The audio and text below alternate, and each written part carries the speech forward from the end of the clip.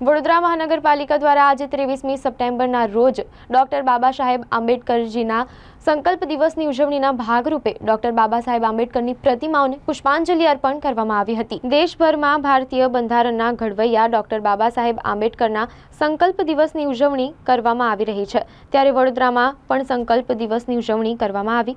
વડોદરામાં 23મી સપ્ટેમ્બર 1917ના રોજ ડોક્ટર બાબા સાહેબ આંબેડકરે કમાટી બાગ સ્થિત વડના વૃક્ષ નીચે બેસીને સંકલ્પ કર્યો હતો કે હું મારા જીવન દરમિયાન શોષિતો, પીડિતો અને દલિતોના હક માટે લડતો રહીશ।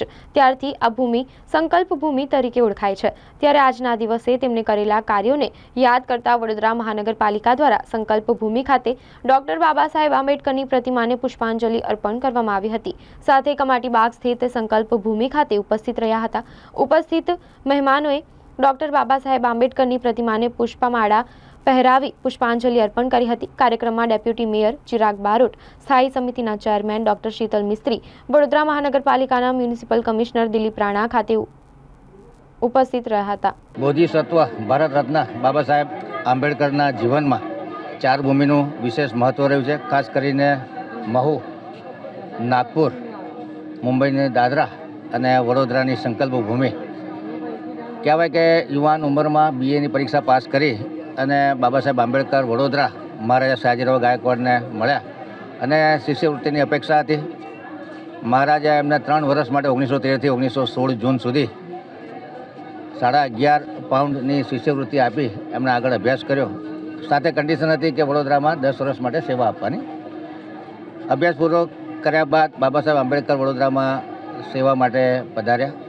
તે વખતે એમની સાથે જે ઓફિસનો સ્ટાફ હોય અને જે દરબારનો સ્ટાફ હોય એ અસ્પૃશ્યતાના કારણે એમને અપમાન સહન કરવાનો વારો આવતો। સર્વન્ટો પણ ફાઇલ એમને હાથમાં આપવાના બદલે ટેબલ પર ફેંકીને જતા રહેતા। આમ તિરસ્કારનો અવારનવાર સામનો કરવો પડતો હતો।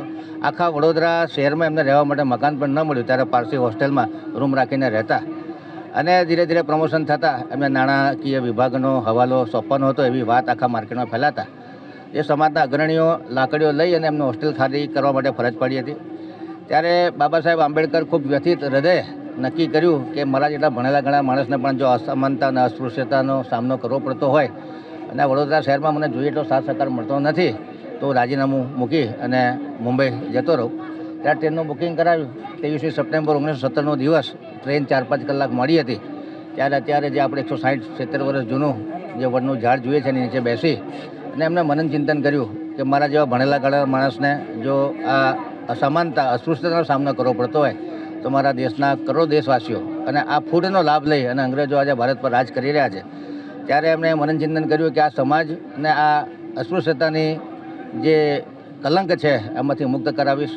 મારા કરોડો જે મહાર સમાજના લોકો છે કે જે અસ્પૃશ્યતાનો ભોગ બની રહ્યા છે તમામને હું ન્યાય અપાવીશ।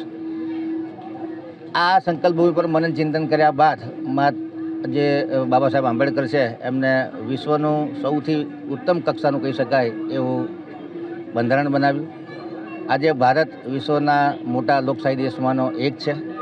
આજે ભારત મુક્તપણે વિકસિત થઈ રહ્યો છે। સ્ત્રી કેળવણીને ઉત્તેજન મળી રહ્યું છે। અસ્પૃશ્યતા સમાપ્ત થઈ ચૂકી છે। આ તમામ દેન બાબા સાહેબ આંબેડકરની છે। ત્યારે આજે એમના સંકલ્પ દિને 23મી સપ્ટેમ્બર 1917નો દિવસ આજે પણ 23 સપ્ટેમ્બર છે ત્યારે સંકલ્પભૂમિ ખાતે આવી અને બાબા સાહેબને પુષ્પાંજલિ કરી અને એમના પ્રત્યે સાચી શ્રદ્ધાંજલિ વ્યક્ત કરીએ છીએ। તમામ નાગરિકો બાબા સાહેબે બતાવેલા આદર્શો પર સમાનતા, અસ્પૃશ્યતા, સ્ત્રી કેળવણીને ઉત્તેજન આપી અને ભારત વિકસિત રાષ્ટ્ર બને એ પ્રમાણે તમામ નાગરિકોને શુભેચ્છાઓ। ડૉક્ટર ભીમરાવ આંબેડકરની સંકલ્પ ભૂમિ પર જે કાર્યક્રમ છે એ સમાજને ચેતવનારો કાર્યક્રમ છે। મહારાજાએ જે એમને સ્કોલરશીપ આપી બહાર મોકલ્યા એના પછી અહીંયા વડોદરામાં બોલાયા, પણ વડોદરામાં કામ કરતાં કરતાં એમનું જે અપમાન થયું કારણ કે ખુદદાર વ્યક્તિનો જ્યારે અપમાન થાય છે ત્યારે ઇતિહાસ ઉઠાવીને જોઈ લો કે ઇતિહાસમાં જ્યારે ખુદદાર વ્યક્તિનું અપમાન થયું છે ત્યારે ક્રાંતિ આવી છે। ચાહે ગાંધી લો, મહારાણા પ્રતાપ લો, ચાહે શિવાજી લો, ગમે તે લો, પણ જ્યારે એના દિલને ઠેસ પહોંચે ત્યારે ક્રાંતિ આવે છે। આવી જે ક્રાંતિ બાબા આંબેડકરના જીવનમાં આવી। જ્યારે અપમાનિત થઈને જ્યારે અહીંયાથી જતા હતા બોમ્બે, ત્યારે એમને કોઈ ગાડી નહોતી, ત્યારે અહીંયા આવીને બેઠા બળના નીચે અને બહુ વિચાર મંથન કર્યું અને વિચાર કર્યું કે આપણે શું કરવા જેવું છે.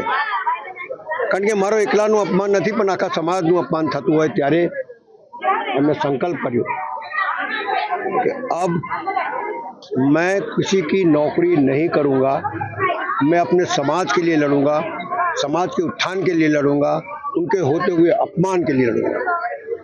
એવું સંકલ્પ કરીને બાબા સાહેબ આંબેડકર અહીંયાથી ગયા અને સંકલ્પ લીધા પછી એમને જે લડાઈ લડી સમાજ માટે, અન્યાય સામે, ગરીબો માટે,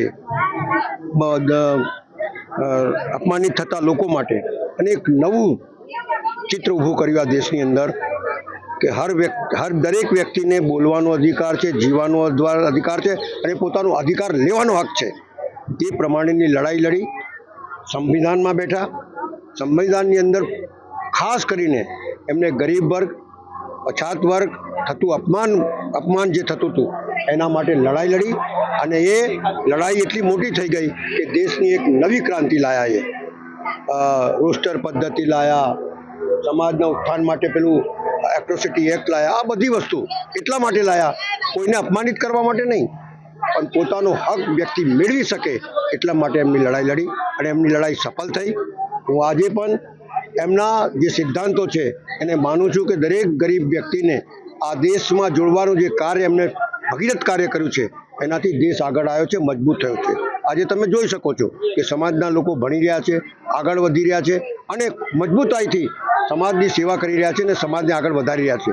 થોડા ઘણા લોકો હોય કે સમાજમાં માટે સારા ના હોય, પણ વધારે પડતા લોકો આ સમાજમાંથી ઊભા થઈ રહ્યા છે અને સમાજને મજબૂત કરી રહ્યા છે, દેશને મજબૂત કરી રહ્યા છે અને ગરીબ વર્ગને મજબૂત કર્યા છે.